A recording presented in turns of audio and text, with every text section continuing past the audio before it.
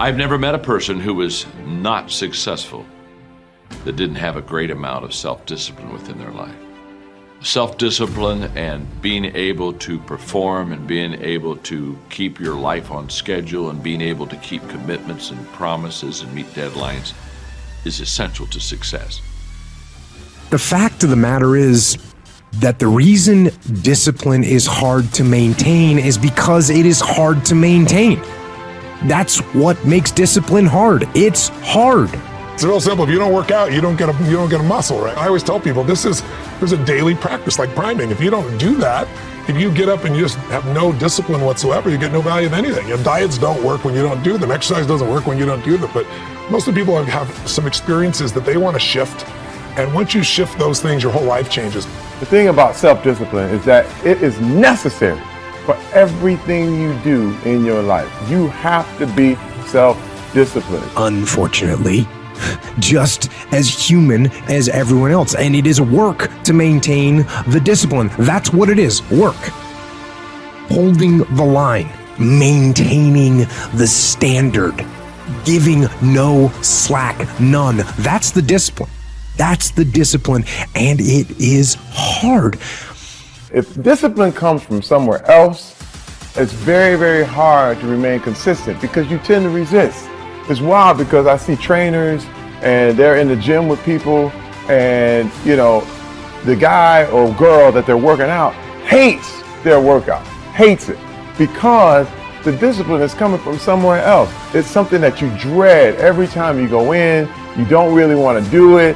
It's like, but oh no, my trainer's here. He's about to, beat me up and make me feel crazy. Well, the truth is, every trainer should work his way out of your life. Anybody who's working you out, your teachers, your trainers, your people, they have to train you to get out of your life. So you can go ahead, do your own workout, do your own thing, practice self-discipline. And if there's one thing I would say that does make it easier, it's to envision what it feels like when you're done. What it feels like after you've worked out, or you've held the line on your food intake, or you've pushed through some monotonous project that you have to do. And all those things, when they're done, they feel good. Contrary to that, envision what you will feel like later when you let the discipline slack. You know the feeling weak and defeated, and you know that you're falling behind. So get to know those two different types of feelings and ask yourself which one you want to feel in 10 minutes or in a half an hour. We kind of have this idea that you're free as a child, and then you have a certain delightful, wonderful, positive freedom as a child, and then that's given up as you approach adulthood. But the truth of the matter is that you have a lot of potential as a child, but none of that is capable of manifesting itself as freedom before you become disciplined. And discipline is a matter of the imposition of order, and the order is necessary, especially for people who are hopeless and nihilistic. And lots of people are hopeless and nihilistic, way more people than you think. And part of that is because no one's ever really encouraged them.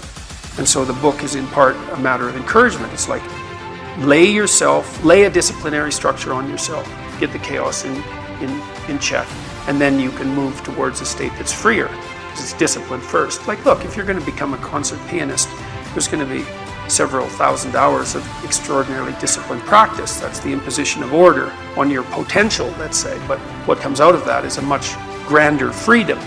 And so in virtually every freedom that you have in life that's true freedom is purchased at the price of discipline. When the thing is done, when the discipline has been implemented, remember what that feels like, and then remember that those minutes and those hours, they turn into weeks and months and years, and holding the line in those critical minutes will put you in an infinitely better place, physically and mentally, if you maintain the discipline. So work through the weakness, fight through the temptation, hold the line. Hold the line, maintain the discipline. It is not easy. but it is worth it because discipline equals freedom. It's all mental, and people don't get it. Everybody wants to say, okay, well, here go 10 steps to, okay, Lewis said do 8, E.T. said do 9. This person says this is 12 steps, and everybody's trying to get the steps without the mentality. It's like, okay, maybe you don't need all 9, or maybe you don't need all 8. Maybe you need 4, maybe you need 12. I don't know. But I think sometimes they see what we do and say, if I can duplicate that, just like exactly how he's done in the book, exactly how, and it's like, yo, you have a story. You have a unique experience. And so your 12 are shaped by not just your world, but how your world has shaped your thinking. And I think that's the part they're missing. It's like, guys, if it was easy, everybody could do it. If it was a cookie cutter, everybody would just follow it to the T. But there's a mindset. And when I looked at Serena, when I look at the Michael Jordans of the world, Tom Brady, when you look at Michael Phelps, like, it is a mentality. On our new album, The Resolution, I talk about, I got that dog. And I'm not really referring to just this, aggressiveness, but it is a mindset. I saw Belichick said something where they were like, how you feeling about the Super Bowl? He's like, I'm gonna be honest with you, we're 5 weeks behind. You know what I'm saying? He's like, everybody else is next year. For next year, everybody else is practicing, training. They lost, they and so they're trying to get ready. They're lifting weights. They're reading books. They're, everybody that lost is studying. He's like, we find what type of mind says we're 5 weeks behind in terms of the Super Bowl? Right, the day after the Super Bowl. So, but again, it's a mentality, and I think a lot of people are missing that mentality. And there's a lot of folks that live life on a cushy cloud of marshmallows and bullshit. And then one day something goes wrong.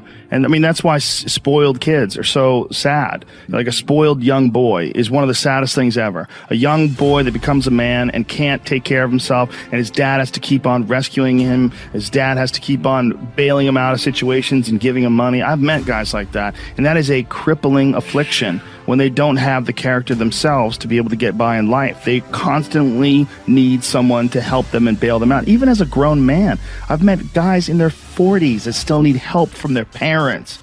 I'm like, what the man? You're never going to get it right, because somewhere along the line, they didn't face enough of the adversity to realize that there's sometimes you just got to get up and get shit done. There's sometimes where you have to pull yourself up and you have to push forward, even if you want to stay in bed. And if you don't do that, and you just keep calling on your daddy and your daddy keeps rescuing you, you never develop those tools. You never develop that ability to recognize what you're doing wrong with your life. Because you're soft, you got a cushiony, you got a safety net for your safety net.